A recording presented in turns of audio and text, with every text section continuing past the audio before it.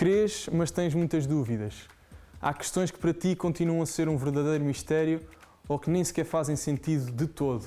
Então este programa é para ti. Ao longo de 14 programas vamos debater 7 temas diferentes que pessoas como tu e eu querem ver mais clarificados. Hoje vamos tratar fé e ciência com o padre Bruno Nobre, jesuíta. Eu sou o André Rebelo e este é o Take 1.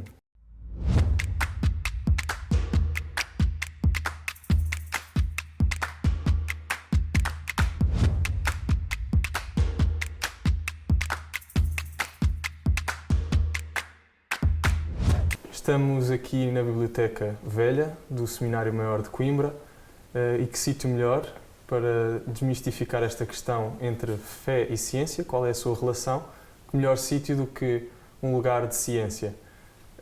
O meu nome é André Rebelo e estou aqui acompanhado do Padre Bruno. Padre Bruno, não sei se quer fazer uma apresentação sobre si. Sim, olá André. Sim, então sou o Padre Bruno Nobre, sou Padre jesuíta, neste momento vivo em Braga, sou professor de Filosofia na Universidade Católica Portuguesa. Bom, e a Física, portanto a ciência, fez parte do meu percurso. Eu estudei no técnico, Engenharia Física Tecnológica, fiz um doutoramento em Física, na área da Física de Partículas, e só depois é que entrei na Companhia de Jesus e fiz o percurso habitual de um jesuíta, estudei Filosofia, estudei Teologia, e neste momento ensino Filosofia em Braga, na Católica. Depois já passei assim um bocadinho por vários sítios do país enquanto jesuíta, já vivi aqui em Coimbra, foi aqui que fiz o meu noviciado. Estudei Teologia em Boston, no Boston College, e depois disso estudei Filosofia durante um ano, fiz um pós-doutoramento em Filosofia no Rio de Janeiro. Acho que isto chega, não é? Obrigado. Então, passamos para uma breve introdução a este nosso tema. Portanto, fé e ciência. Qual é a sua relação?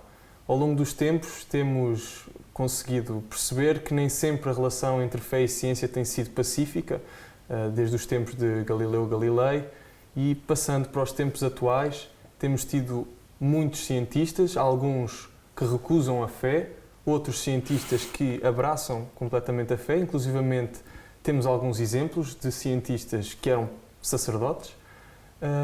Temos exemplos como Mendel, Georges Lemaitre, um dos mais recentes. E passo para si agora a pergunta: fé e ciência são incompatíveis? Bom, eu acho que não. Embora possa ser um pouco mais complicado justificar porquê. Acho que não são. É curioso que começaste logo por lembrar que estamos numa biblioteca e estamos na biblioteca de um seminário, que é uma casa de formação de padres. Pronto, é a biblioteca do seminário de Coimbra. Bom, uma biblioteca é um lugar de saberes. Pronto, isso já nos dá aqui um indício de que a Igreja Católica, e o cristianismo em geral, sempre nutriram um grande apreço pela ciência e pelo conhecimento. Historicamente, eu acho que valeria a pena lembrar isso, a Igreja deu grandes contributos para a ciência. Estamos aqui numa cidade que é universitária, que tem uma universidade histórica. E a verdade é que as grandes universidades, foram fundadas pela Igreja na Idade Média. E, portanto, eu diria que historicamente, estamos aqui para desmistificar, e historicamente eu diria que é um mito que a Igreja Católica seja contra o conhecimento ou contra a ciência. E seria fácil encontrar, já disseste aqui alguns nomes, seria fácil juntar muitos outros nomes de cristãos, bons cristãos, que foram também grandes cientistas. Isto é talvez a parte mais histórica, não é? Portanto, acho que historicamente seria um equívoco dizer que a Igreja é anti-ciência ou anti-conhecimento. Aliás, logo desde o início, a Igreja procurou dialogar com a filosofia, dialogar com o conhecimento, dar razões para a fé. Pronto, e por isso, logo desde o início, foi produzida muita teologia, muita filosofia, muito diálogo com o conhecimento de cada tempo. Portanto, sim, historicamente, eu acho que é claramente um mito, e um mito que é importante desmistificar.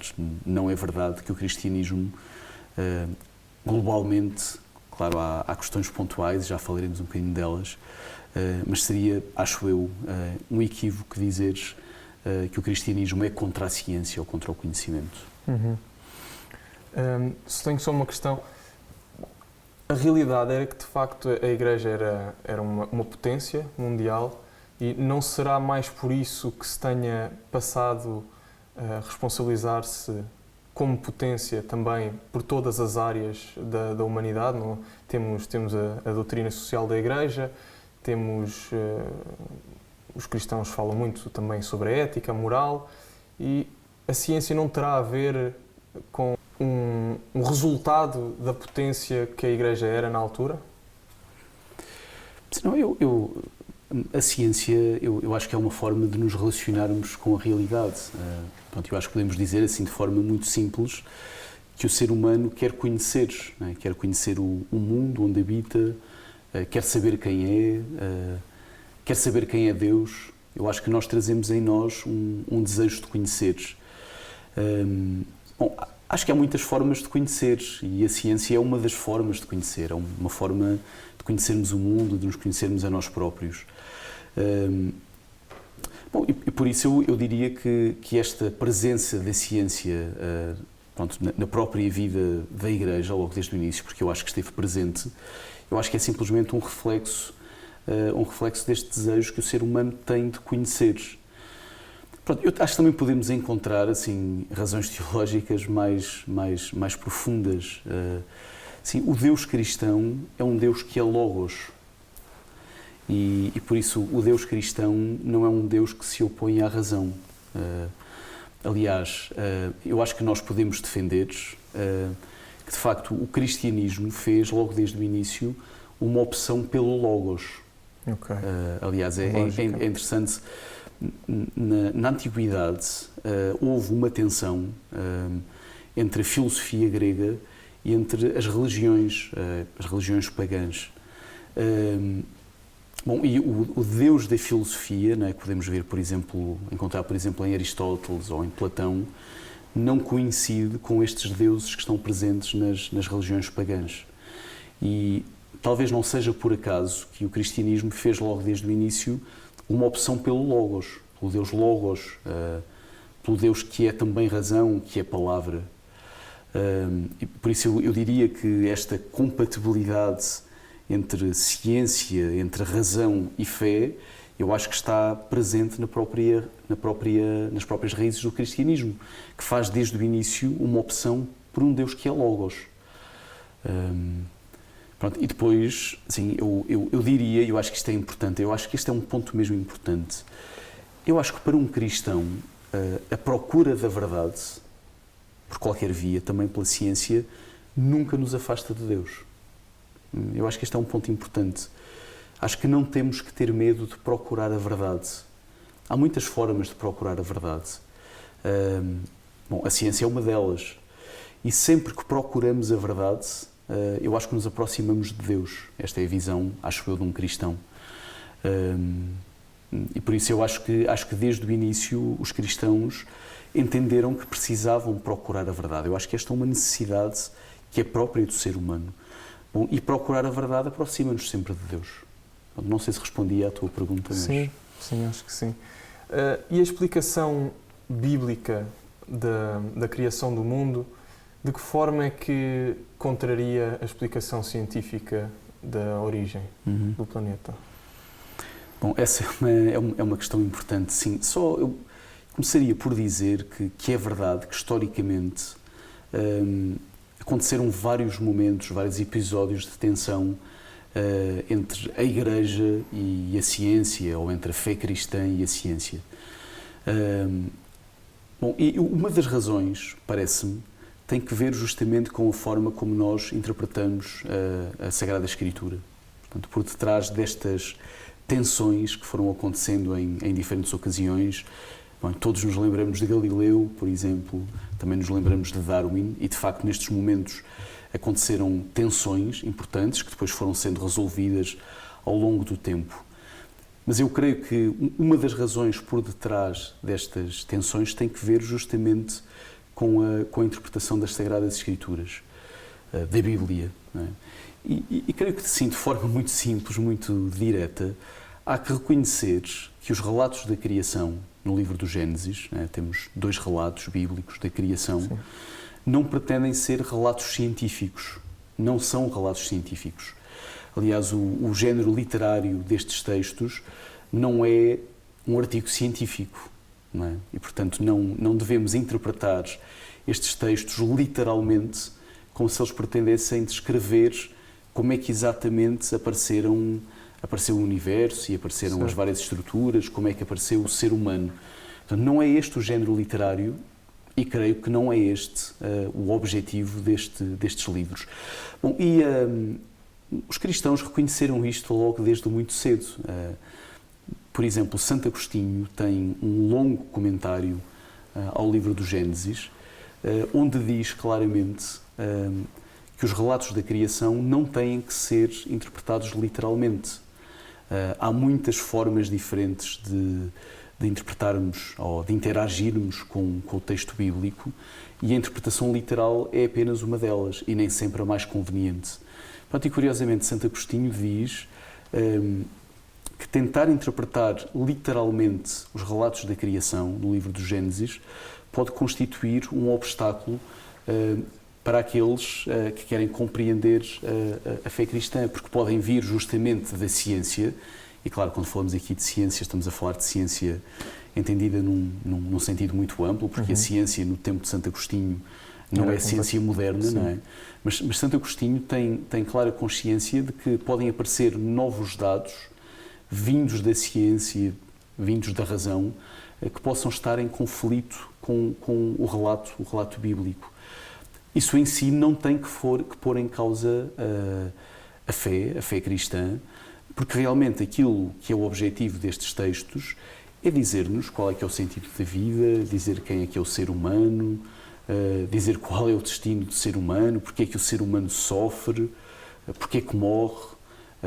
Portanto, é outro tipo de perguntas. Enfim, perguntas muito importantes, mas são perguntas que não estão exatamente no âmbito da ciência. Ok, então o livro do Gênesis e as escrituras que falam sobre a criação, portanto, o objetivo delas é espiritual e não científico. É sim, isso? Sim. Galileu supostamente terá dito uma frase que muita gente conhece, não é? Que a Sagrada Escritura ensina-nos como se vai para o céu e não como vão os céus. Não é? Portanto, é isso, é como é que vamos para o céu e não como vão os céus. Para isso nós precisamos da astronomia e da ciência. Pegando agora naquilo que citou sobre Santo Agostinho, a própria física, que é a sua área, a própria física também tem sofrido algumas mutações, não é verdade? Sim. Mesmo em termos de teses e mesmo em termos de leis da física, tem sofrido alterações ao longo dos anos? Sim, claro. Eu acho que a ciência tem uma natureza que é evolutiva. E claramente a física contemporânea é muito diferente da física newtoniana ou da física de Galileu. Sim, nós temos ideia, e acho que é uma ideia que tem o seu fundamento, não é? de que a ciência... Bom, certamente a ciência é muito credível. Eu confio muito na ciência. Já agora, eu acho que é importante dizer isto, não é? Porque podia ser outro mito. Pronto, talvez se pudesse pensar que um padre desconfiaria da ciência. Bom, eu não desconfio nada da ciência. Eu acho que a ciência é uma atividade muito importante para o ser humano. Permite-nos saber muito sobre nós próprios, permite-nos saber muito sobre o universo em que vivemos.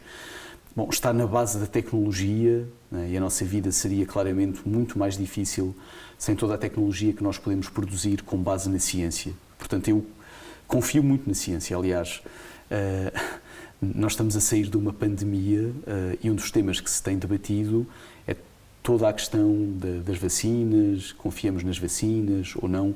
Eu acho que nós precisamos de confiar na ciência.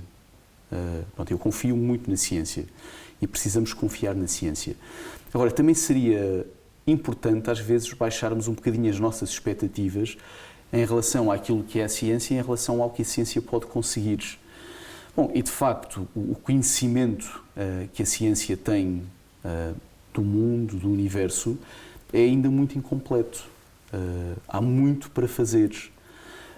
E, portanto, a ciência vai dando uma imagem, tem uma imagem do mundo que é progressiva e que está claramente em evolução.